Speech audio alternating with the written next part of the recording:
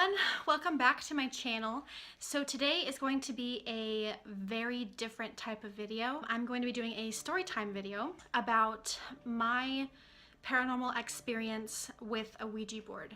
And since it is almost Halloween, I thought this would be the perfect time. I have my spooky background up. I've got some spooky trees in the background for dramatic effect. So today I'm going to be telling that story. There's actually two separate stories, and then I have an announcement to make at the very end of the video, so stay tuned for that. Let's just get started. So a couple years ago, this was about 2012, I want to say, so it was about 6 years ago now, which is crazy to think about. In my childhood home, I had a bunch of friends over. I think we had maybe like 4 or 5 friends over, and we were playing with this makeshift Ouija board that we had made out of wood. Basically, we had this little piece of wood, it was about this big, and we put stickers on it, A, B, C, D, you know, all the way to Z, and then we had numbers on the top and then goodbye at the bottom, yes and no, you know, the whole thing. So it looked like a real Ouija board, but it was very like ratchet. So this was at the end of the night. All of my friends had gone home, and the only people that were there were my dad, my brother, and I. Quick disclaimer before I go any further, I am 100% being honest with you guys when I tell these stories. They are pretty crazy and creepy, but I am not making this up. I right hand to the Lord. This is all 100% truthful, which makes it even scarier. So at this time, all of my friends had gone home, and the only people that were touching the board were me and my brother. My dad was kind of standing in like the corner. We were in the garage. He was sitting like next to the board, and we had candles and everything set up. Let me give you some backstory real quick. It'll make it easier to understand. So my dad's father, my grandpa, I never got to meet him. He passed away before I was born. He passed away in 1988, I believe. So I wasn't even born yet. I was born in 94. I didn't really know that much about him until this night. So we're sitting down at the table, and my brother and I are touching the board using a little planchette that we made. I think we used like a shot glass or something. And my dad was asking questions, and he said, well, wouldn't it be weird if my dad were to come through? And Harry and I, being, you know, excited about this whole process, we were just like, yeah, talk to grandpa, let's see if he can come through. So my dad starts asking, Dad, are you there? And it slowly moves to yes. And at this point, my dad is a pretty big skeptic when it comes to Ouija boards, as was I and my brother. We were both pretty big skeptics at this point. So my dad says, oh, are you guys doing that? Are you guys touching that? And we're like, no, Dad, we are not putting any pressure on it. We are not moving it. I think we asked a couple more questions before this next question. I don't really remember what they were, but everything was coming out right. So my dad, in order to kind of prove that this was like fake, he was like, well, Dad, if this is really you, spell your middle name. And my brother and I had no idea what my grandpa's middle name was. It's a very weird, unique, it's not weird, it's just unique. It's a unique middle name that we couldn't have known by any means. So we sat there for a second, and slowly it spelled E-S-K-E-L.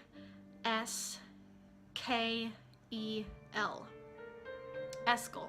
And instantly my dad started crying. My brother and I were a little bit shocked because we didn't know that that was his middle name.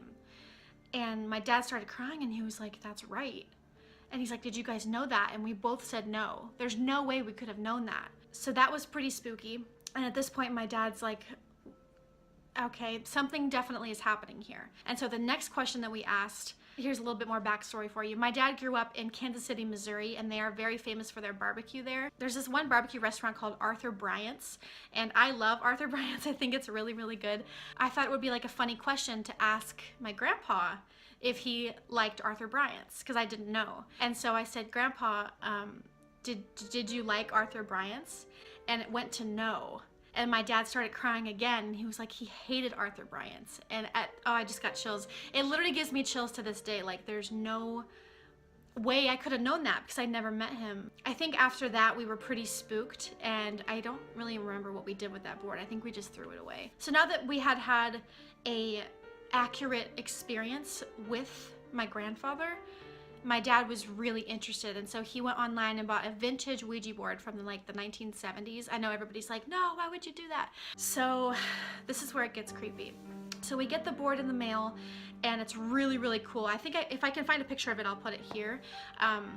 but it's from the 1970s and it's like authentic and somebody was selling it on Craigslist or something. My friend Riley came over. Riley at this point was a year younger than me in high school. I was a junior and she was a sophomore, and we were both in choir together. We were like best friends, like inseparable. One day she came over, I think it was like a Saturday or something, like it was in the middle of the day. The other time we were doing it at night, which makes it obviously a lot scarier, but this time we were doing it in my kitchen, so on my kitchen table.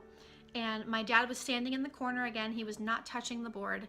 It was only myself, my brother, and my friend Riley. And my dad just started asking it questions, and it started moving like normal. And we all swore that we were not moving it. This next part is really, really freaky. Okay, so basically we were sitting at the table. I think maybe Riley asked like, who's here?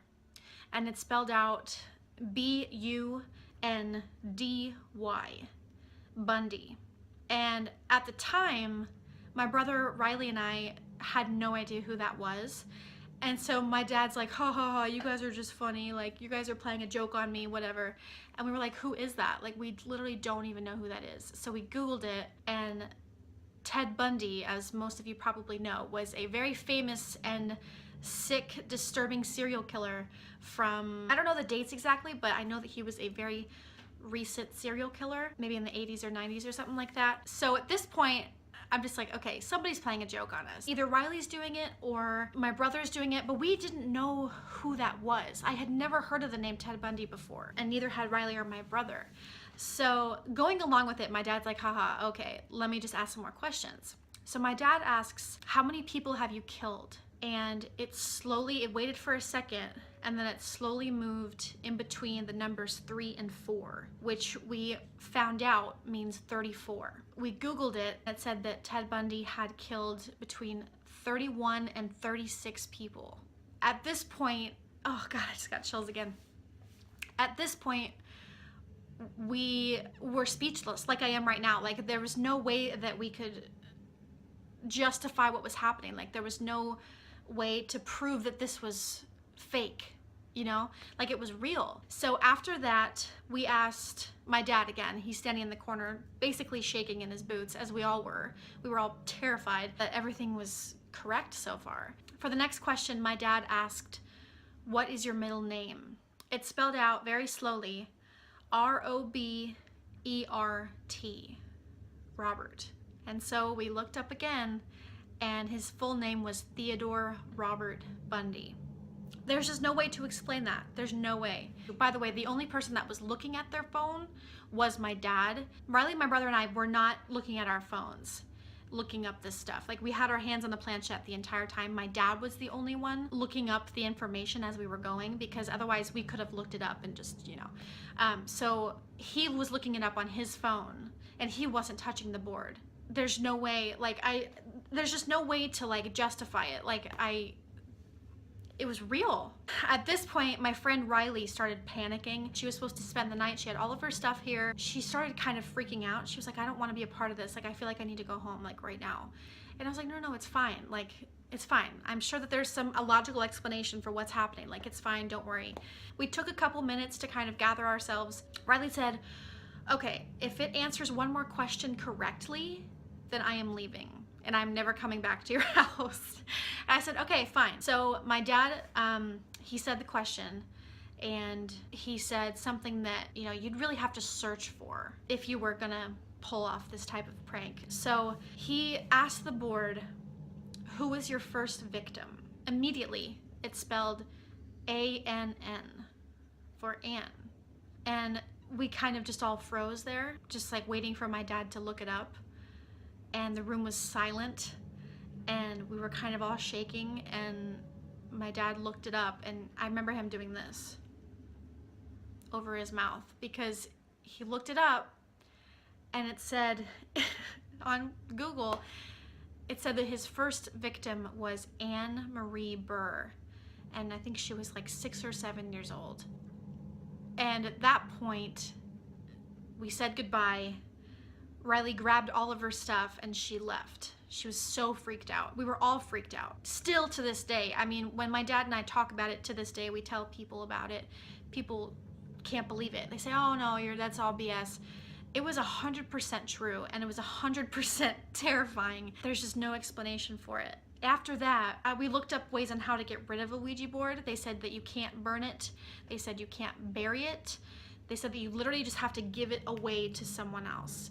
So the next day, my dad dropped it off at Goodwill and we never saw it again. So those are my 2 stories about the Ouija board. But let me know in the comments down below if you guys have any crazy Ouija board stories or any horror stories in general, like ghost stories, things like that. I love reading them and I just find them so fascinating. So if you do have one, please leave a comment down below. Okay, exciting announcement.